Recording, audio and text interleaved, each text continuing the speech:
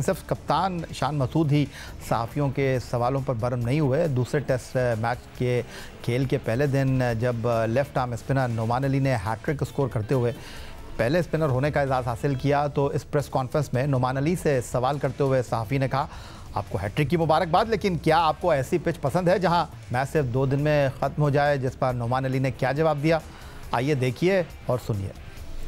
भाई सबसे पहले तो हैट्रिक की मुबारकबाद। पाकिस्तान की टीम की परफॉर्मेंस तशवीशनाक है। ऐसी पिचेस जिस पे मैच दूसरा दिन ख़त्म होने वाला हो, आपको पसंद है अभी भी? पहले तो जी थैंक यू वेरी मच। आपने पहला सवाल बड़ा मज़े का किया, दूसरे में आपने मज़े लिए और ज़ाहिर सी बात है, देखिए हम इस तरह की जो कंडीशन है, जिस तरह की ये कंडीशन है उसके अंदर आप यही एक्सपेक्ट कर सकते हैं। और मेरे ख्याल से अगर देखें इस कंडीशन के अंदर हम पिछले 3 जो टेस्ट मैच है वो जीते हैं इसी कंडीशन में, अपनी होम कंडीशन के अंदर, और कोशिश करेंगे कि ये भी अभी एक इनिंग का पूरा अभी मैच बाकी है, तो इंशाल्लाह पूरी कोशिश है कि इसके अंदर एक अच्छा उनको जल्दी आउट करें और ये मैच इंशाल्लाह जीतें। अगर मेरा ख्याल है कि जो कहता है ना राइटर स्क्रिप्ट लिखता, वो भी ये लाइन नहीं लिख सकता था जो फिल बदी नोमान अली कह गया कि पहला सवाल आपने बहुत मज़े का किया लेकिन दूसरे सवाल में आपने मज़े लिए। कमाल अंदाज़ गुफ्तगू है नोमान अली का। लेकिन माजिद भट्टी साहब, इससे पहले कि आप इस सवाल का जवाब दें, मैं आपसे ये जानना चाहता हूँ, क्रिकेट बोर्ड फ़िलहाल मुल्तान में तो कोई प्रेस कॉन्फ्रेंस नहीं रखेगा चेयरमैन क्रिकेट बोर्ड की? मेरा ख्याल PSL से पहले तो क्रिकेट बोर्ड का कोई इवेंट भी नहीं है मुल्तान में। शायद कहा जा रहा है कि नेशनल T20 का दूसरा राउंड मुल्तान में हो जाए। लेकिन नोमान अली को अब मेरा मशवरा है कि देखें, आप हैदराबाद से आए और इस मीडिया ने आपका केस लड़ा, और अब आप 38 साल की उम्र में आपने अभी भी शायद 16-17 टेस्ट मैच खेले हुए हैं, तो लिहाजा जब आप पाकिस्तान का स्टार सजा के इस बड़े कैनवस पे आते हैं तो यही लोग हैं जिन्होंने आपको यहाँ तक पहुँचाया होता है। लिहाजा आज आप अंदर हैं। मैंने अपने जर्नलिज्म में जावेद मियांदाद और बड़े बड़े इंजमामुल हक, बड़े बड़े क्रिकेटर्स को रोते हुए भी देखा है। नोमान अली साहब, आज आप रौनक से जवाब दे रहे हैं, लेकिन ये याद रहे कि कल अगर आपके नीचे से कुर्सी खिंच गई तो फिर यही मीडिया आपका केस लड़ेगा या नहीं लड़ेगा, तो आप भी मंजर से गायब हो जाएंगे। लिहाजा ये जिन लोगों के साथ आप उठ बैठ रहे हैं ड्रेसिंग रूम में, वो बड़े क्रिकेटर हो सकते हैं, हो सकता है उनका कैरियर लंबा हो, लेकिन आपका इतना कैरियर लंबा नहीं है जिस तरह के आप जवाबात दे रहे हैं।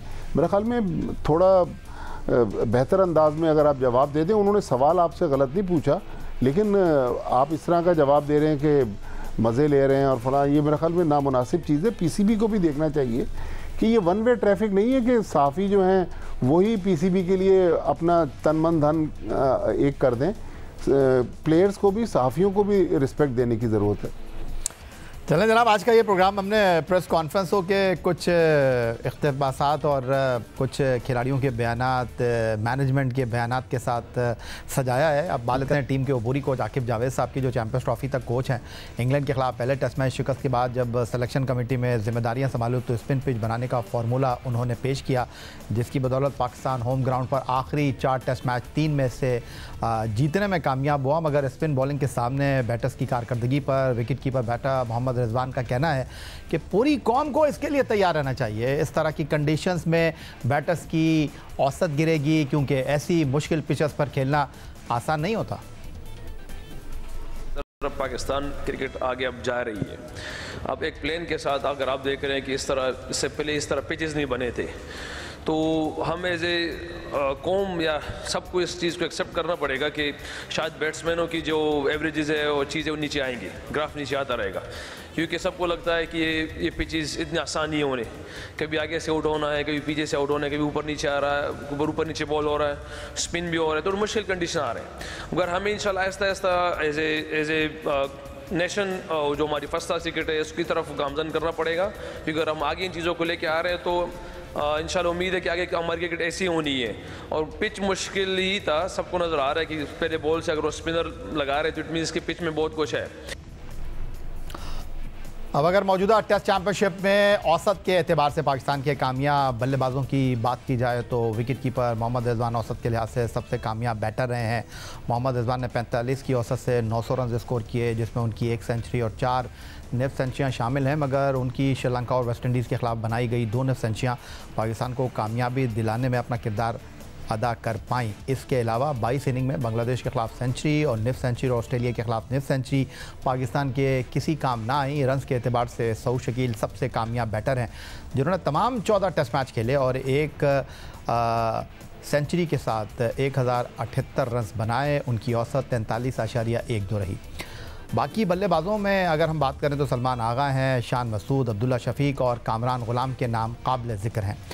यहाँ अब सवाल ये बनता है कि रिजवान ने मुश्किल कंडीशन में बैटिंग करना आसान करार नहीं दिया, लेकिन अगर बैट्समैन अपनी होम कंडीशन पर ही मुश्किलात से दो चार रहे तो गैर मुल्की सरजमीन पर उनसे फिर हम क्या तवक्कुआत रख सकते हैं? माजिद भट्टी साहब देखें, रिजवान कह रहे हैं कि इस तरह की पिचेस पहले नहीं होती थी।